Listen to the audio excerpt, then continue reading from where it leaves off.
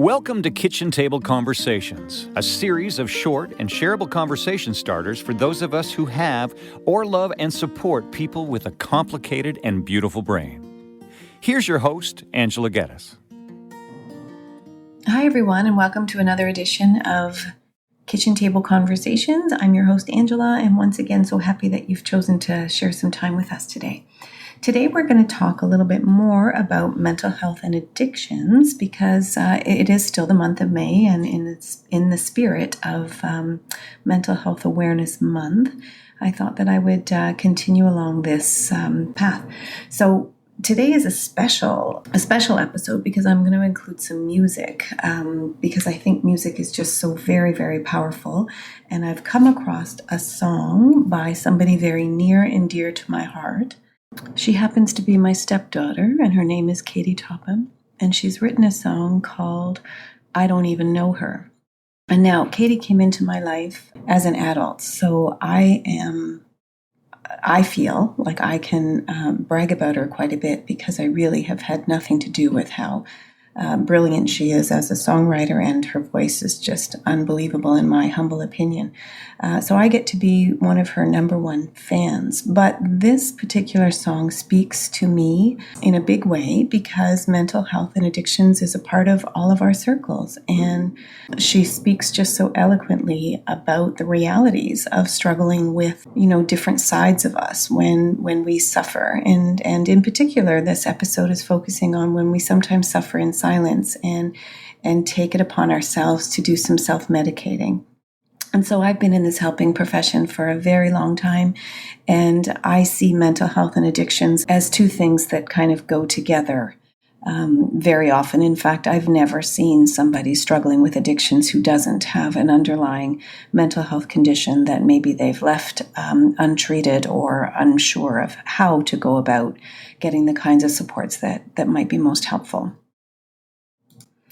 And I did mention in previous podcasts how it pains me sometimes to see so many people struggle in silence and struggle alone. And I've had many examples of people, even in my circle, who will be going to the doctor to look after themselves and to question, their level of anxiety or their mood, for example, and are quite happy to receive medication from the physician.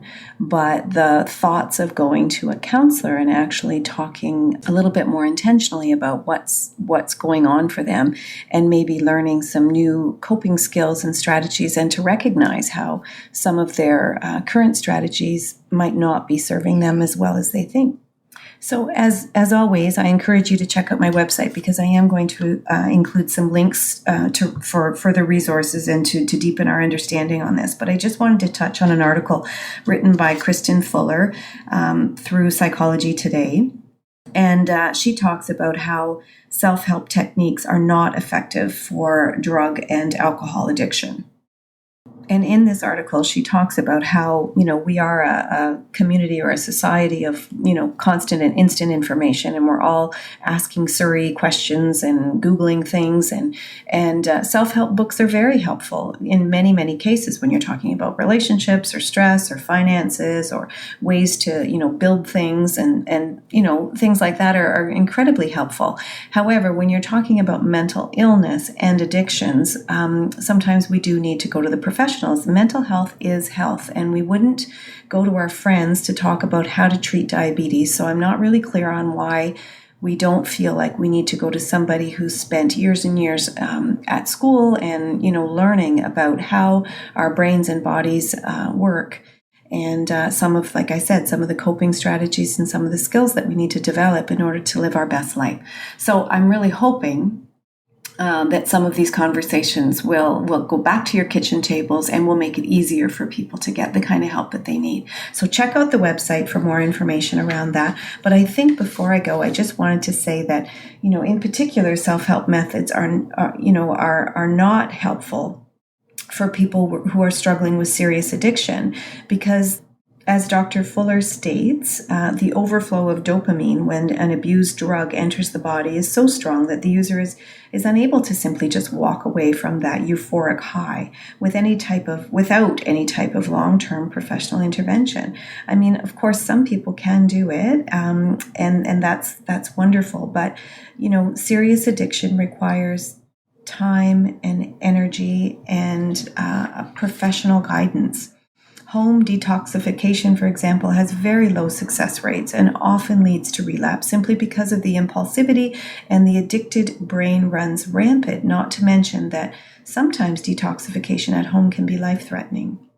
And drugs and alcohol interfere with the communication system of the brain, hindering the performance of the neurons and kind of hijacking any sense of ration or control. And, self-help addiction treatment often lacks the foundation of recovery, which includes that connection to other people.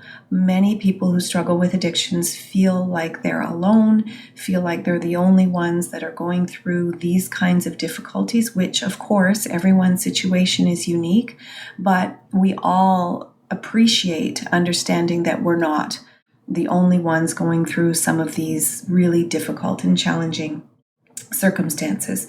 So again, professional treatment can help with that detoxification. They can help with changing the environment, because we know the environment is such a critical piece in recovery, because, our brains get triggered by the place that we're used to using, more so than actually the drug itself. So changing the environment and changing some habits and creating new ones is really, really important.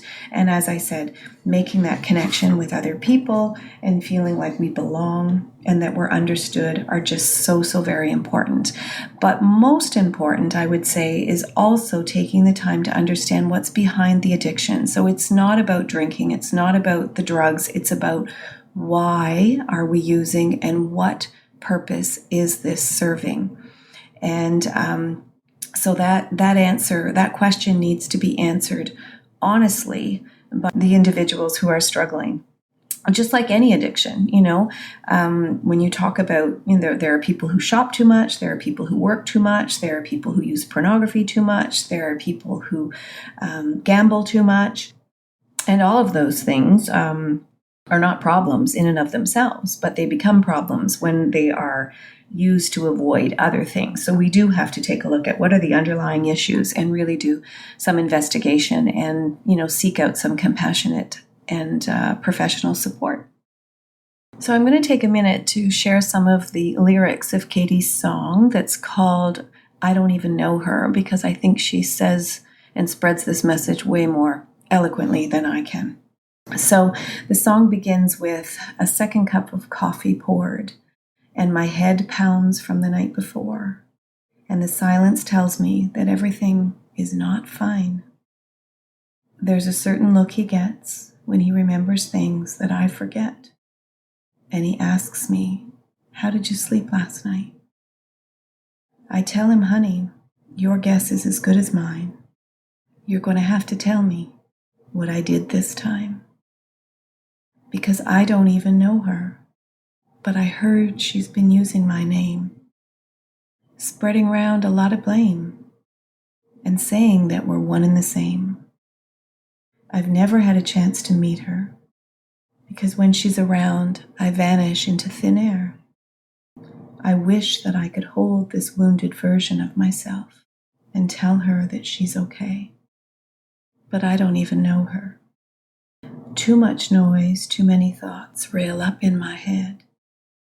It all feels wrong and they keep coming at me any way they can. I lose touch with reality and my true self slips away from me. I turn into someone that I don't even understand. As this fiction keeps running through my mind, I feel her taking over and leaving me behind, because I don't even know her.